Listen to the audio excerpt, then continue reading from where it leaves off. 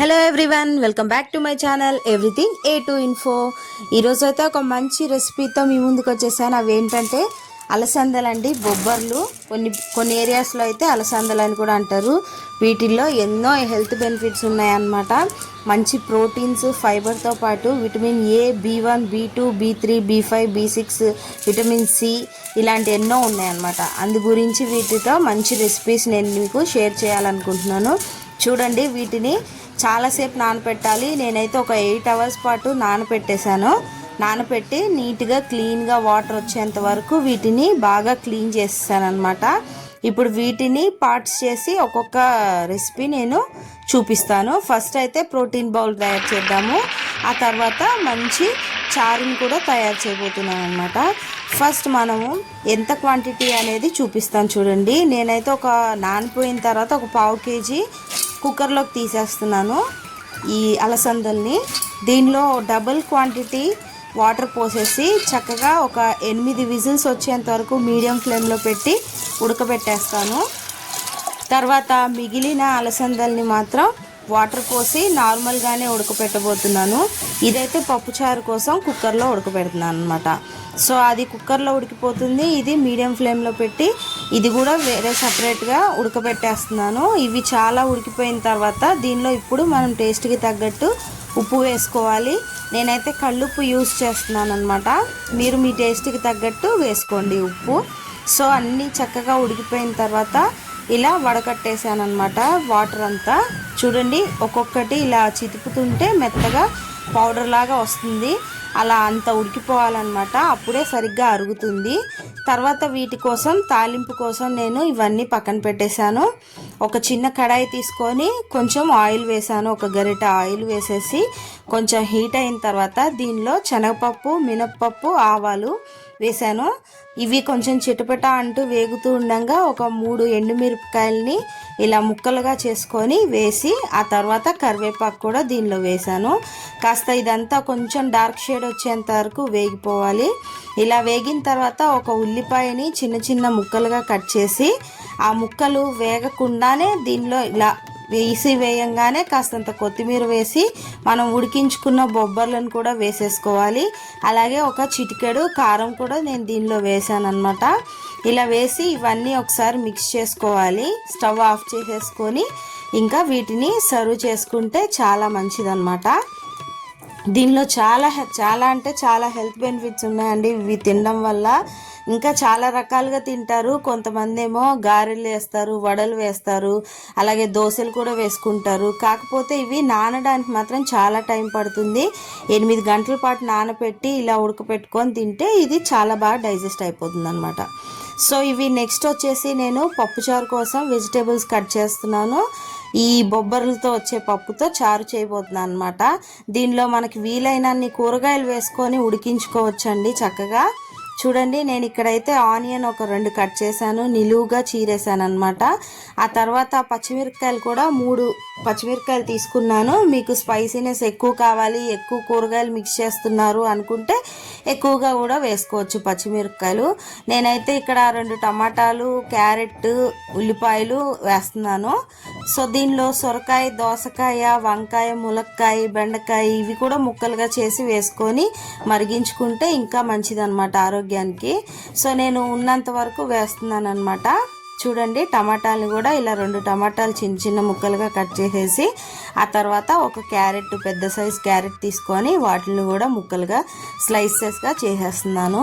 వీటన్నిటిని ఇప్పుడు మనము పప్పు ఉడకపెట్టిన వాటర్ ఉంటుంది కదండి, పప్పు ఫస్ట్ ఉడికిపోయిన తర్వాత దాని మీద వాటర్ ఉంటుంది. ఆ వాటర్లో ఈ కూరగాయలన్నీ వేసి మళ్ళీ ఇవన్నీ ఉడికిపోయి వీటిల్లో సారం అంతా ఆ వాటర్లోకి దిగేదాకా ఉడికించుకోవాలి. చూడండి, అన్నీ కట్ చేసి అలాగే కొంచెం కొత్తిమీర, కాస్తంత కరివేపాకు కూడా దీనిలో కలిపాను. వీటన్నిటిని ఇగోండి పప్పు ఉడికిపోయిన తర్వాత చూడండి వాటర్ ఎలా కనిపిస్తుందో. ఇవైతే గింజలు గింజలుగా మీకు అనిపిస్తున్నాయి కానీ ఉడికిపోయాయి. ఈ వాటర్ అంతా పక్కకు తీసేసిన తర్వాత మనము ఆ పప్పుని మెరుపుకోవాలి. చూడండి, డార్క్ కలర్లో వాటర్ ఎలా ఉందో చింతపండు రసం లాగా కనిపిస్తుంది కదండి మీకు. ఈ వాటర్ని మాత్రం పడేయకూడదండి, దీనిలో చాలా పోషకాలు ఉంటాయి. చూడండి, ఇప్పుడు ఈ పప్పుని మాత్రం మెత్తగా పప్పు గుత్తితో మనం మెదిపేసుకోవాలన్నమాట. ఈ పొట్టును మాత్రం తీయకూడదండి, పొట్టుతో పాటే ఇవి తినాలి, అప్పుడే బలం అన్నమాట. సో ఇది మన బొబ్బర్లు మన డైట్లో ఉంచుకుంటే తరచుగా వీటిని తీసుకుంటే అనేక ఆరోగ్య ప్రయోజనాలు పొందొచ్చండి. ఎంత మంచిదంటే అంత మంచిదన్నమాట. దీనిలో లేని విటమిన్స్ అంటూ లేవు.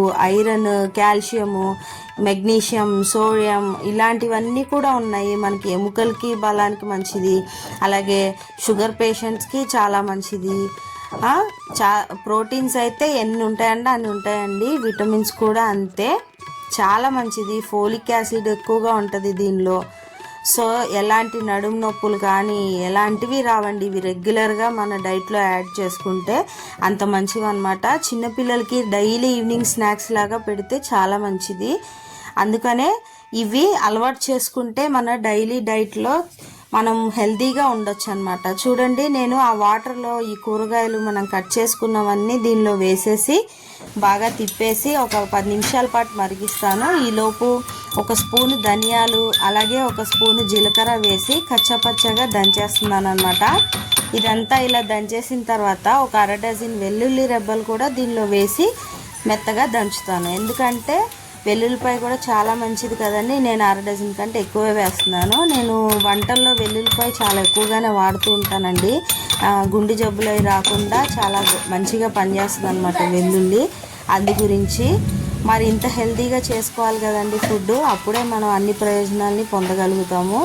సో ఇప్పుడు దంచుకున్నదంతా అదే పప్పుచారులో వేసేసిన తర్వాత ఒక చిన్న సైజు నిమ్మకాయ అంత చింతపండు నీటిలో నానబెట్టేసి ఒక పావు గంట దాని నుంచి గుజ్జును కూడా ఎక్స్ట్రాక్ట్ చేసేసాను. చూడండి, ఇలా చేసుకున్న తర్వాత దీన్ని బాగా ఉడికిపోయిన తర్వాత ఆ కూరగాయల్లో ఈ చింతపండు రసాన్ని వేసేసుకొని హై ఫ్లేమ్లో పెట్టేసి ఒక 5 నిమిషాల పాటు మరిగించేసుకోవాలి బాగా. చూడండి, ముక్కలన్నీ మెత్తగా ఉడికిన తర్వాత మాత్రమే ఈ చింతపండు రసాన్ని వేసుకోవాలి, లేకపోతే ముక్కలు సరిగ్గా ఉడకవండి, గట్టి గట్టిగా ఉంటాయి. అలా 5 నిమిషాల తర్వాత మరిగిపోయిన తర్వాత మనం ముందుగా మెదిపి పెట్టుకున్నాం కదండి పప్పు, ఆ పప్పును కూడా దీనిలో వేసి హై ఫ్లేమ్లో ఒక 10 నిమిషాల పాటు మరిగిచ్చేసాను.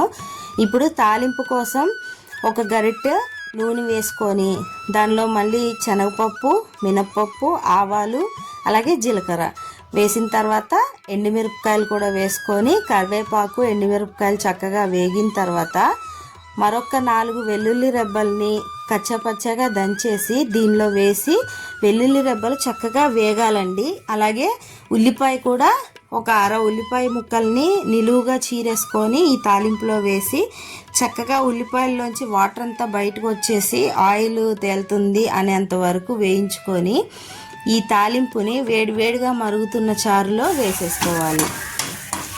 చూడండి, చక్కగా ఇలా లైట్ కలర్ రావాలన్నమాట, లైట్ కలర్లోకి మారిపోవాలి. చూడండి, ఒక బిస్కెట్ కలర్ లాగా వచ్చింది కదా ఉల్లిపాయలు, వెల్లుల్లి. ఇప్పుడు మనం ఈ తాలింపు స్టవ్ ఆఫ్ చేసేసి ఈ మరుగుతున్న పప్పుచారులో వేసేసుకోవాలన్నమాట. ఎంత కలర్ఫుల్గా ఉందో చూడండి, కమ్మని వాసన వచ్చేస్తుంది. నాకైతే వండుతుంటేనే చాలా చాలా బాగుంటుంది ఇది వేడివేడిగా తినేటప్పుడు. చూడండి, ఇలా తాలింపు వేసిన తర్వాత వెంటనే స్టవ్ ఆఫ్ చేయకుండా ఒక 2 నిమిషాల పాటు ఆ తాలింపుతో పాటు మరగనిచ్చామంటే చక్కగా మన బర్న్ట్ గార్లిక్ ఫ్లేవర్, ఆ ఆనియన్ ఫ్లేవర్, ఆ ఎండుమిర్చిలో ఉన్న నూనెలు అవన్నీ దీనిలోకి దిగుతాయి. ఆ సారం ఇందులోకి దిగినప్పుడు ఈ పప్పుచారు టేస్ట్ ఇంకా రెట్టింపు అవుతుందన్నమాట. చూసారా, రెడీ అయిపోయింది పప్పుచారు. ఇప్పుడు వేడి వేడి అన్నము ఇలా వేసేసుకొని పళ్ళెంలో చక్కగా దీని నిండా పప్పుచారు రెడీగా పెట్టేసుకొని నేను చూడండి హోమ్మేడ్ గీని దీనిలో వేస్తున్నాను అనమాట. నెయ్యి ఇంట్లో తయారు చేసి వేడి నెయ్యిని అన్నం మీద వేసేసి దాని మీదే వేడి పొగలు వచ్చేస్తుందండి పప్పుచారు. ఇలా పోసేసాను. వెంటనే చేయి పెట్టామంటే తోలు ఊడిపోవాల్సిందే, అంత వేడిగా ఉన్నప్పుడు ఇది తింటే ఎంత కమ్మగా ఉంటుందంటే అంత కమ్మగా ఉంటుంది అనమాట. సో నేను ఇలా స్పూన్తో తీసి చూపిస్తున్నాను చూడండి, చేయి పెట్టి కలపలేదు, చాలా వేడిగా ఉంది కాబట్టి. చక్కగా మనం ముందుగా వేసి మరిగించిన కూరగాయలతో ఇలా వెల్లుల్లిపాయ బుక్కతో ఒకసారి, అలాగే ఒక్కొక్క కూరగాయతో ఒక్కొక్క ముద్ద తింటుంటే చాలా చాలా టేస్టీగా ఉంటుంది. అలాగే మనకి ఇక్కడ బొబ్బర్లు పొట్టు కూడా కనిపిస్తుంది చూడండి, అలా ఉన్నా కూడా చాలా బాగుంటుంది, ఏం కాదు. మీకు ఈ 2 రెసిపీస్లో ఏది నచ్చిందో నాకు కామెంట్స్లో చెప్పండి, మీరు కూడా ట్రై చేయండి. Bye bye.